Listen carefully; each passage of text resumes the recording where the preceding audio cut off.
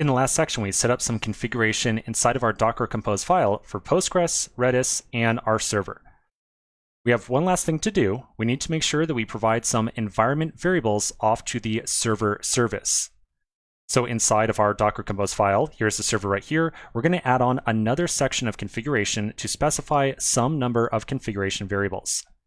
The configuration that we're going to pass in here is going to customize the way in which our server behaves when it is started up as a container. Just in case you didn't go through all the configuration with me a couple videos ago, if you look in the server directory and find the keys.js file, you'll find a bunch of references to something called process.env. These are all environment variables. And so essentially, when the server starts up, it's going to look at its environment and it's going to try to pull some information from the environment. And it's then going to use that information to customize the way in which it behaves. In our case, the server relies upon these environment variables for deciding how it's going to connect to its instance of Redis and how it's going to connect to the Postgres server as well. Now, we've not yet gone through the process of setting up any environment variables through Docker Compose, so let's look at a diagram really quickly just to get a better idea of how to do this. Okay, so here's how we specify environment variables in a Docker Compose file. And I'm showing you some very fine-grained details about the different syntax that we're going to use. So on the left-hand side, you'll see the syntax that you and I are going to use most frequently. We specify the name of the variable, then an equal right here, and then the value that we want to set it to. This is going to set up a variable inside the container at runtime of the container. So what I mean by runtime right here is you'll recall that when we build an image, it's a two-step process. Or I should say when we build and run an image, it's really a two-step process. The first step is when we build the image. That's the kind of preparation part. That's where we create a new image. And then at some point in the future, when we actually run the container, that's the second part. That's when we actually take the image and create an instance of the container out of it.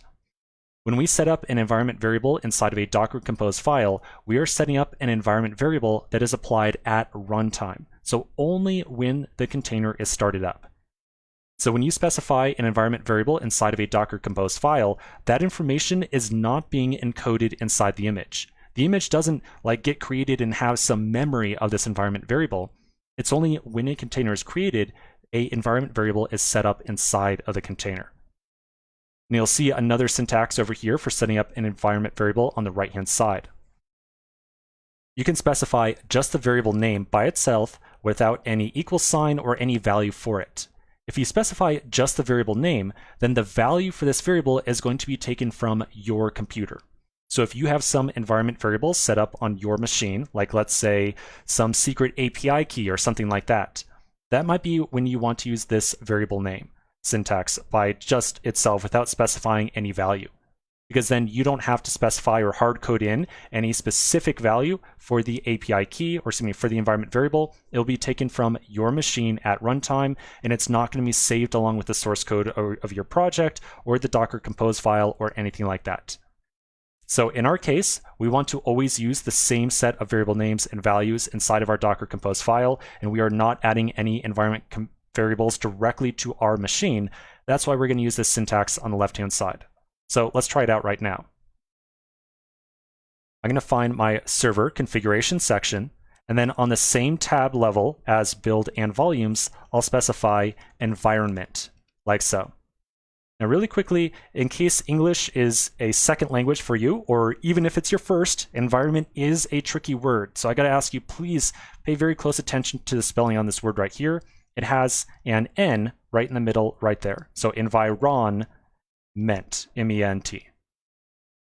So inside of here, we're going to add an array of environment variables. And remember, we specify an array with a single dash like so. Every record in this array will get its own individual dash. The first environment variable that we're going to specify is the Redis host, which is kind of like the URL that our server should reach out to access Redis. So for this, I'll specify the key, Redis_host, then the equals, and then the value on the right-hand side. Now in our case, this is kind of a gimme for the value of Redis host right here. Remember that anytime that we access a service that has been defined inside of a Docker Compose file, we just specify the name of the service. We don't have to do any additional like, oh yeah, go over to this particular IP or anything like that that is hosting the service. We just put the name of the service in. So in our case, the name of the Redis host is going to be simply Redis, because that's the name of the service that was created for hosting our Redis service. So I'll say Redis host is simply Redis, like so. The next environment variable that we need to specify is the Redis port. Now this one is a little bit more challenging. For this, you might look at the documentation for Redis on Docker Hub. Let's do that right now very quickly. If you go back over to Docker Hub and go to the Explorer tab, you can scroll on down to Redis right here. And then in the full description, you can scroll down a little bit. And you'll notice that to start a Redis image, you want to connect to the default port of 6379. Now this can be configured on the Redis image, but for us, there's no reason in configuring it. We're just going to leave it as 6379. So back inside of my Docker Compose file, I'm going to specify another environment variable of Redis underscore port equals 6379. So in both these cases right here, we used the first syntax of defining an environment variable. We put the variable name in, an equal sign, and then the value that we want to set it to. And we use this syntax over here because we did not want to attempt to pull the value from my shell or my computer, essentially, because I do not have any environment variables defined on my computer of Redis host or Redis port. Okay, so that's our two first environment variables. Now we've got a handful of others that we're going to go through rather quickly. So the other ones we have to define are PG user, host, database, password, and port. Now as a quick tip here, if you are making use of Atom or VS Code, I think this hotkey works with other editors as well, but those are the only two editors where I know for sure this hotkey works. In order to get these key names over to the Docker Compose file very quickly, you can highlight .env right there, and then press Command D several times, and that will do a multi-select on that text selection.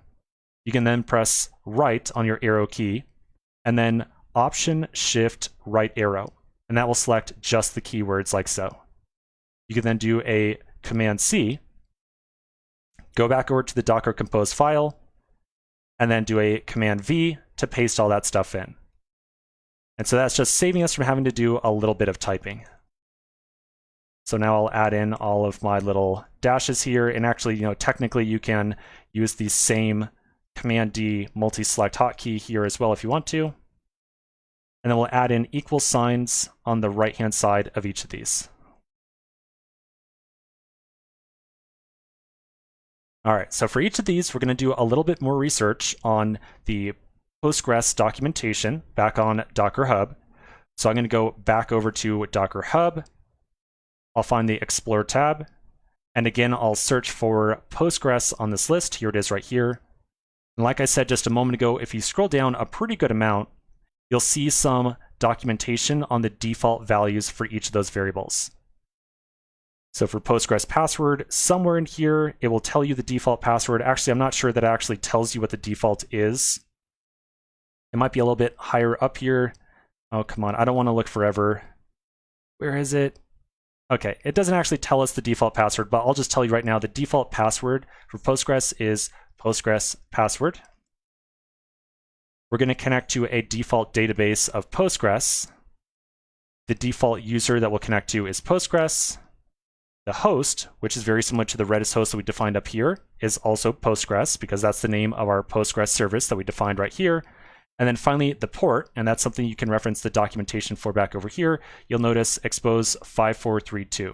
That's the default port for Postgres. And so we'll do 5432 for that one as well. Okay, so that's it. So hopefully you're starting to learn here that getting some information from these very common images that you'll probably use, such as Postgres or MySQL or Redis, you have to look at the documentation for the repository to get some information about the default values here to make use of with that image. So let's save this Docker Compose file, and we're going to very quickly test this out at our terminal. I know this is a really long section, but we're almost done with this. So I'll go back over to my terminal. I'm going to stop everything with Control-C, and I'll do a Docker Compose up. Now that's going to rebuild the server image from scratch. The npm install, you recall, for the server does not take very long, so we'll just wait a couple of seconds here. There it goes. And then it's going to start to create all those different services, and eventually we see listening appear. Perfect. So that's looking pretty good. Let's take a quick pause right here, and we'll continue in the next section.